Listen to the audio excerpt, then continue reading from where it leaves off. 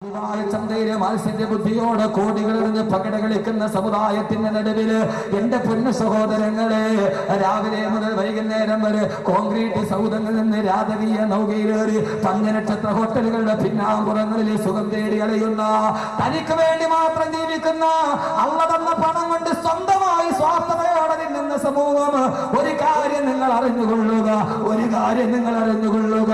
കോഴിക്കോട് ജില്ലയിലെ സാനിക എന്ന് പറയുന്ന ഒരു പെൺകുട്ടിയുണ്ട്. നിങ്ങൾ അറിഞ്ഞിട്ടുണ്ടോ എന്ന് എനിക്കറിയില്ല. ആരാ സാലിഹ എന്നറിയോ? ആരാ സാലിഹ എന്നറിയോ?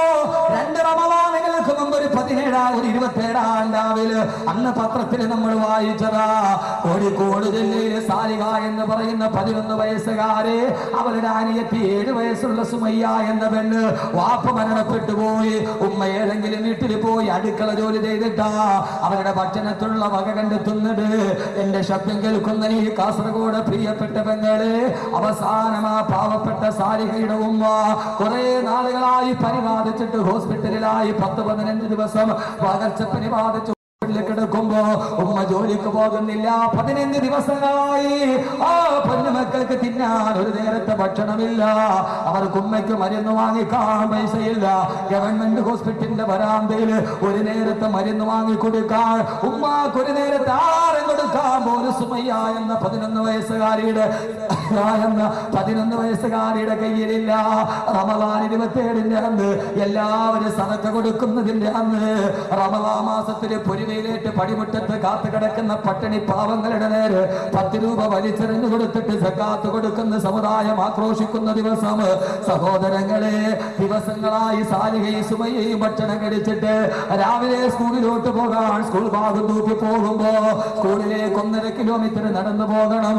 നടക്കുന്നതിനിടയിൽ സുമയ്യ എന്ന 7 വയസ്സുകാരി പറഞ്ഞ് ഇത്താത്തയോട്, സാലിഹയോട്, ഇത്താ എനിക്ക് നടക്കാൻ പറ്റുന്നില്ല, എന്റെ കാല് തളരുകയാണ്, എനിക്ക് വിശക്കുന്നു, എനിക്ക് വിശക്കുന്നു, എനിക്ക് വിശക്കുന്നു. ഒന്ന് കേട്ട് സഹോദരങ്ങളെ, കരയുന്ന കൽബ് കാണാൻ കഴിയുന്നവരോട്, കണ്ണുനീരിന് നിറവ്യത്യാസമില്ലെന്ന് തിരിച്ചറിയാൻ കഴിയുന്നവരോട് ഉത്തമ സമുദായത്തിന്റെ കഥയാണ് പറയുന്നത്. കേരള സംസ്ഥാനത്തിലെ ഏറ്റവും ചെലവുള്ള വീട് ആരുടെ എന്നറിയോ? എറണാകുളം ജില്ലയിൽ 40 കോടി രൂപ ചെലവഴിച്ചിട്ട് വീടാരുടേടാ? അത് നമ്മുടെ സ്വന്തം സമുദായത്തിന്റെ അക്കൗണ്ടിന്റെ പേരിലല്ലയോ? ലോകത്ത് നമ്മുടെ സമുദായം ആർഭാടത്തിന്റെ പുറകെ കുതിച്ചു പോകുമ്പോ, കോടികൾ കയ്യിലിട്ട് പകട് കളിക്കുമ്പോ, 7 വയസ്സുകാരി സാലിഹ സുമയ്യ കയ്യിൽ പിടിച്ചിട്ട് നടക്കാൻ കഴിയില്ലെന്ന് പറഞ്ഞ് പൊട്ടിക്കരയുമ്പോ, ദിവസങ്ങളായി ഒരു നേരത്തെ ഭക്ഷണം കഴിക്കാറില്ലാതെ പാവപ്പെട്ട സാലിഹ എന്ന് പറയുന്ന സുമയ്യ എന്ന അനിയത്തിയുടെ കരച്ചിന് മുമ്പിൽ പിടിച്ചു നിൽക്കാൻ കഴിയാതെ അനിയത്തിയുടെ കൈ പിടിച്ചുകൊണ്ട് സ്കൂളിലോട്ട് നടക്കുകയാ. പൊന്നു സഹോദര, നമുക്കത് ചിന്തിച്ചാൽ മനസ്സിലാവില്ല.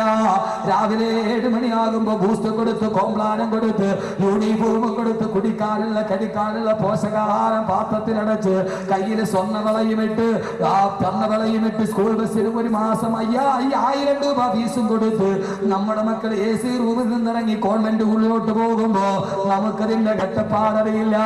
സുമയ്യ കരയുകയാണ്. 7 വയസ്സുകാരി പൊന്നുമോൾ സ്കൂളിലോട്ട് പോകുന്ന വഴി കടിക്കാടില്ലാതെ വിശന്നിട്ട്, അങ്ങനെ വിശന്ന് വരയുമ്പോ നടന്നു പോകുന്ന വഴിയിൽ ഒരു ചെറിയ ഒരു മരം കണ്ടു. ആ മരത്തിൽ ഒരു ചെറിയ പഴം കണ്ടു. സുമയ്യ പൊട്ടി കരയാൻ തുടങ്ങി. താത്ത, ആ പഴമെങ്കിലും പറിച്ചിട്ട് നിൽക്കുക, എനിക്ക് വിശക്കുന്നു, എനിക്ക് വിശക്കുന്നു. 7 വയസ്സുകാരി ശാഠ്യം പിടിക്കാൻ തുടങ്ങി. 11 വയസ്സുള്ള പെങ്ങൾ എന്താ ചെയ്യുക? അടുത്തിരുന്ന ഒരു കമ്പെടുത്തിട്ട് 2 പഴം അടിച്ച് താഴെയിട്ടു. ഒരെണ്ണം പൊട്ടിച്ചു നോക്കിയപ്പോ അകത്ത് നല്ല മഞ്ഞ നിറമാണ്. അത് പൊട്ടിച്ച് 2 പൊന്നു പെങ്ങളുടെ, പൊന്നു സഹോദരിയുടെ ഒരു നേരത്തെ ഭക്ഷണം കഴിക്കാതെ വിശന്ന് വലച്ച പെണ്ണന്റെ കൂടപ്പിറപ്പിന്റെ വായിലോട്ടൊഴിച്ചു കൊടുത്തു. ആർത്തിയോട് ഏഴാമ്പല് മഴ കണ്ട സന്തോഷത്തോടെ കുടിച്ചിറക്കുമ്പോ സാലിഹയും ഒരെണ്ണം പൊട്ടിച്ചു കുടിച്ചു. ഒരൽപ്പനേരം കഴിഞ്ഞപ്പോ 7 വയസ്സുകാരിയുടെ വായിലൂടെ നുരയും പറയും വരാൻ തുടങ്ങി. സഹോദരങ്ങളെ, പെടഞ്ഞ് സുമയ്യ തളർന്ന് താഴെ വീടുമ്പോ സാലിഹയും തളർന്നുപോയി. ആളുകളോട് കൂടി താങ്ങിയുടെ ആംബുലൻസിൽ കയറ്റി കോഴിക്കോട് മെഡിക്കൽ കോളേജിൽ എത്തുമ്പോ ആ പാവപ്പെട്ട സുമയ്യ അറിഞ്ഞില്ല, അട്ടിക്കൊടുത്ത സാലിഹ അറിഞ്ഞില്ല. ആ വിശപ്പ് കണ്ടപ്പോൾ തള്ളി താഴെയിട്ട കായ വിശക്കായായിരുന്നുവെന്ന്. വിശപ്പ് വന്നപ്പോൾ തിന്നത് കിടക്കുന്നത് ഒരു വിശക്കായായിരുന്നെന്ന് അവൾ അറിഞ്ഞില്ല.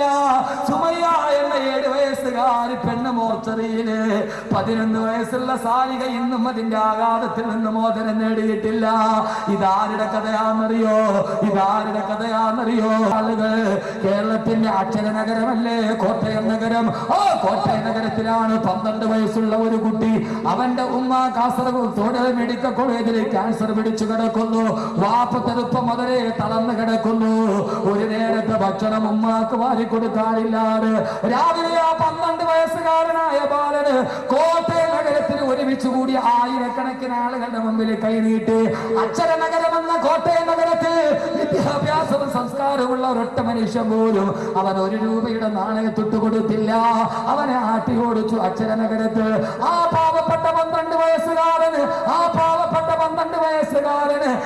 നടന്ന് വിഷമിച്ചു കഴിയുമ്പോ അവൻ തൊട്ടടുത്ത ഞാവൽ മരത്തിന്റെ മുകളിലോട്ട് കയറി.